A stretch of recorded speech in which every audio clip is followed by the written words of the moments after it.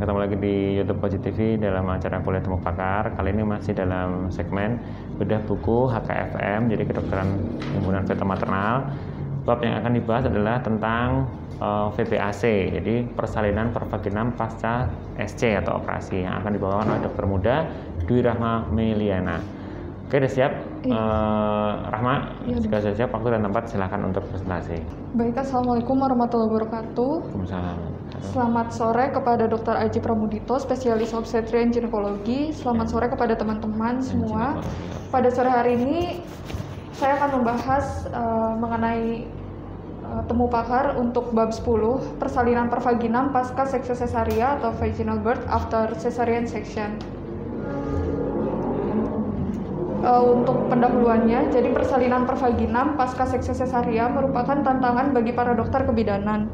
Paradigma one cesarean always cesarean sudah bukan masanya lagi.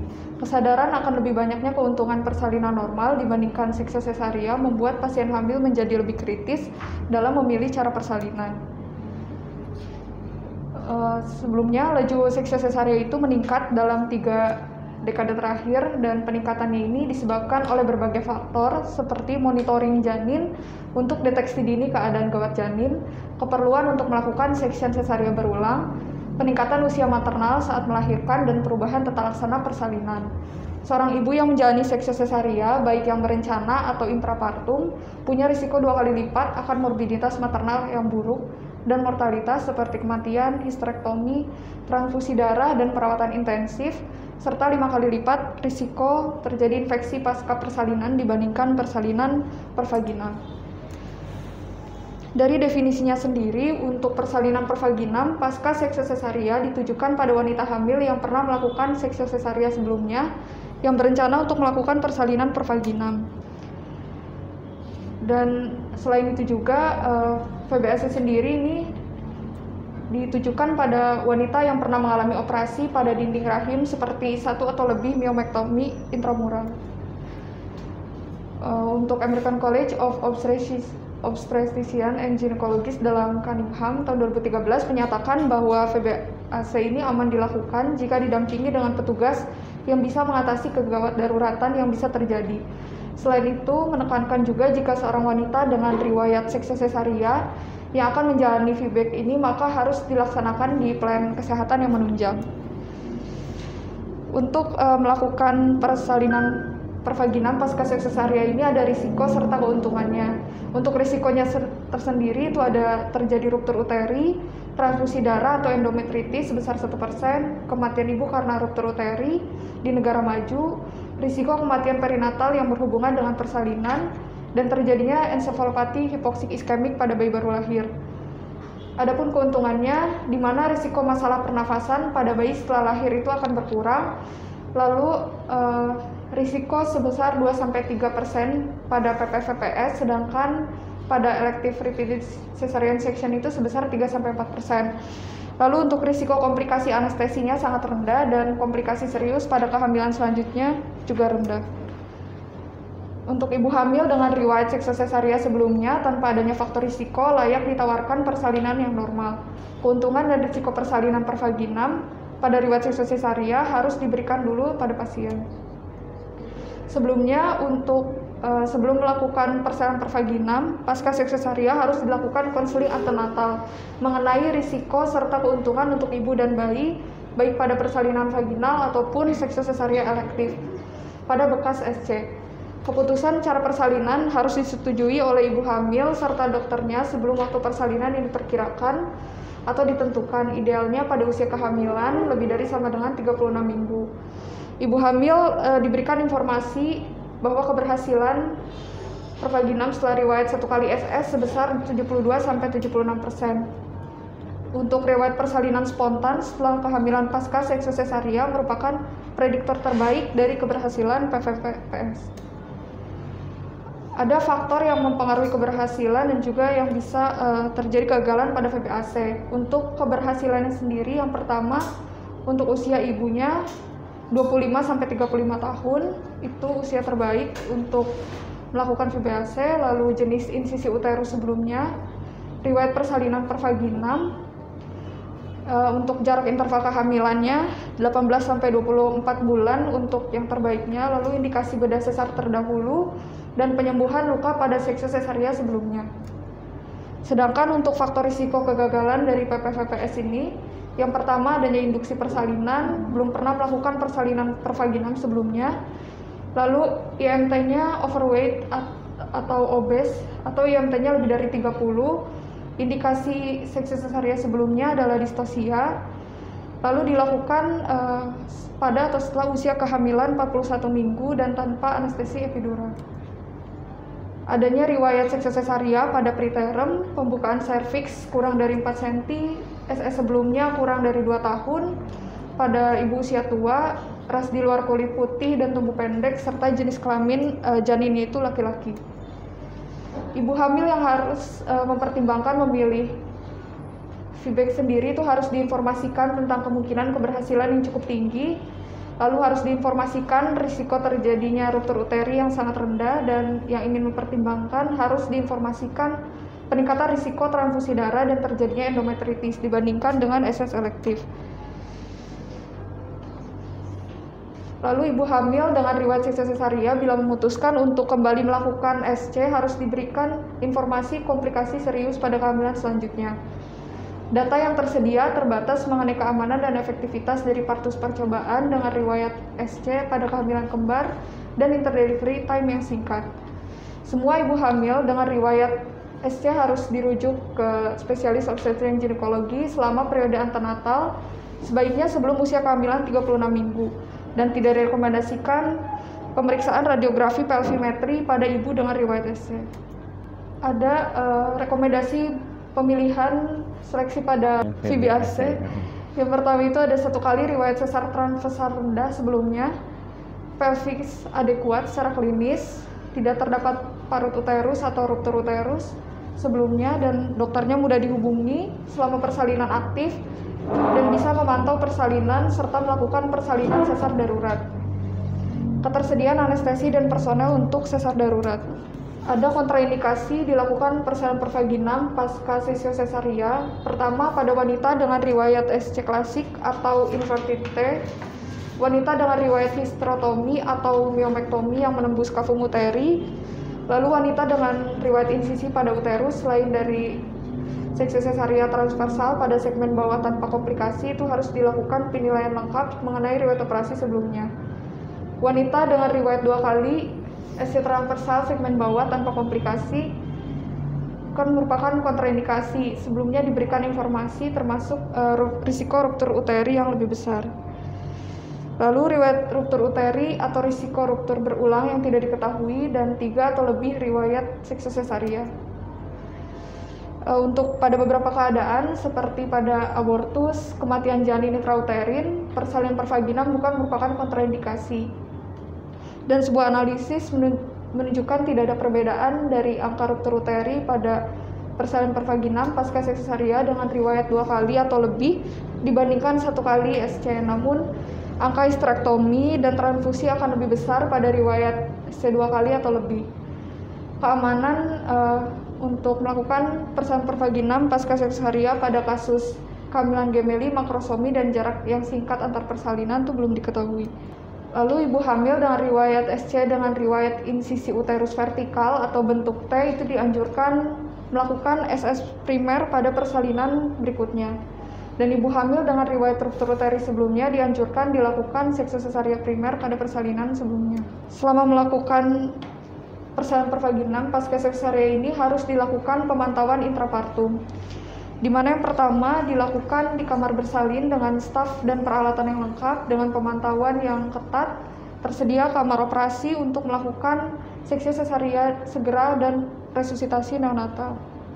Lalu dokter spesialis obstetri dan ginekologi, spesialis anestesi, bidan, kamar operasi, perlengkapan resusitasi dan perawatan neonatal serta hematologi selalu tersedia. Bisa melakukan operasi atau laparotomi dalam waktu 30 menit jika PPVPS ini gagal atau terjadi ruptur uteri. Dan anestesi epidural bukan merupakan kontraindikasi, serta pemantauan janin secara ketat dilakukan mulai kontraksi timbul untuk mendeteksi adanya ruptur uteri atau asfiksia perinatal. Abnormalitas denyut jantung janin biasanya akan mendahului dari ruptur uteri.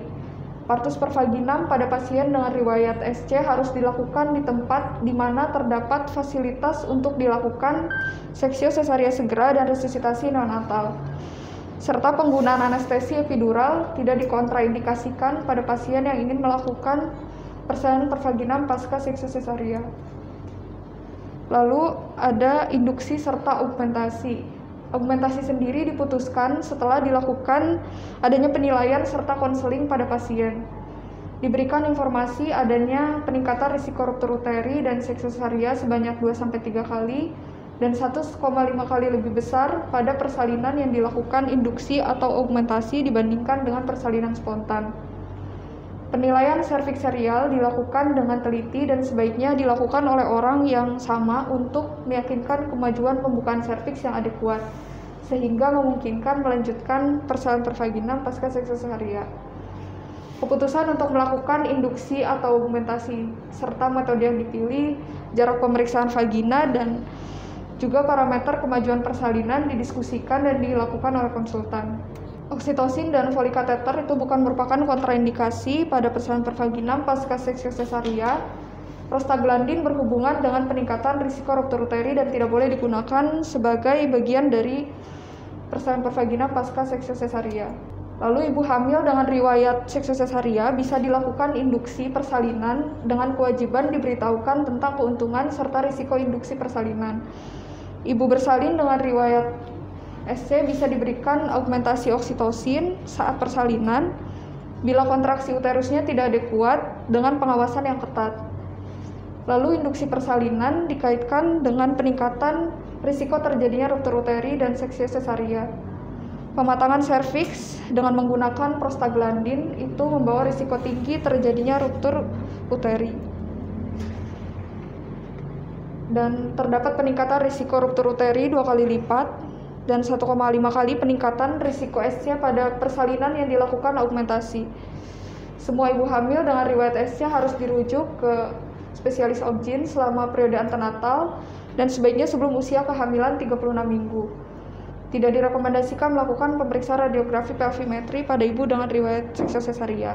Yang terakhir mengenai alur penata laksanaan dari persalinan per vaginam pasca seksio sesaria.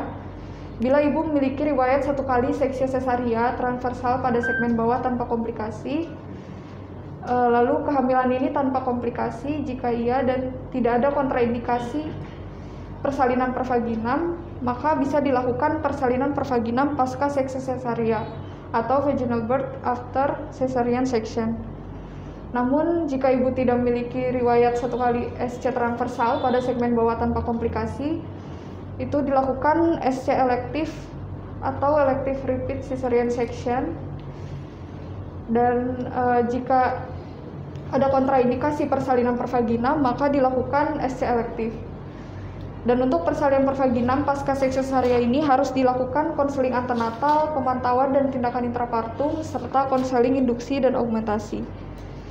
Sekian presentasi yang bisa saya sampaikan, kurang lebihnya mohon maaf. Terima kasih. Assalamualaikum warahmatullahi wabarakatuh. Waalaikumsalam. Tepuk tangan dulu. Jadi tadi kita sudah mendengarkan presentasi dari Dr. Muda Dwi Rahma tentang VBAC. Jadi kalau VBAC itu adalah persalinan yang bisa dilakukan pada riwayat sesar. Jadi belum tentu sesar yang anak pertama sesar, yang kedua terus sesar belum tentu, tapi dia bisa layanan per vaginam kalau memenuhi kaidah VBAC. Apa saja itu? Coba masuk ke tabel itu, coba tabel yang tadi.